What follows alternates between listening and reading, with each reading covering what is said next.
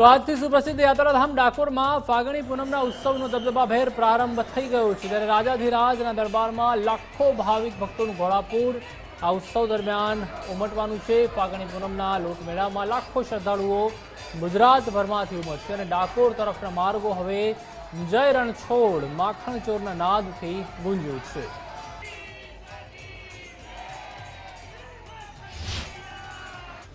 ઉત્સવ ઉજવાઈ રહ્યો છે ત્યારે ખૂબ મોટી સંખ્યામાં ભાવિક ભક્તો રણછોડજીના દર્શન માટે આવતા હોય છે। હોળીનો ઉત્સવ એવો હોય છે કે પોતે બધા રંગે રંગાઈ અને ભગવાન સાથે હોળી ખેલવા માટે દૂર દૂરથી લોકો પગપાળા પણ આવતા હોય છે। ત્યારે એ ભક્તોને આવકારવા માટે રણછોડજી મંદિર એટલે કે ડાકોર ટેમ્પલ કમિટી અને સેવક ભાઈઓ ઘણા વખતથી આની તડામાર તૈયારીઓ કરી રહ્યા છે।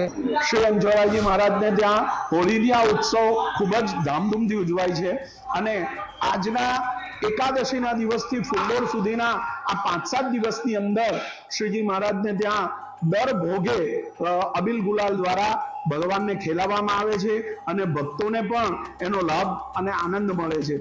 આ દિવસોમાં ભગવાનને નવરંગો તેમજ અબીલ ગુલાલ દ્વારા હોળી ખેલાવવામાં આવે છે।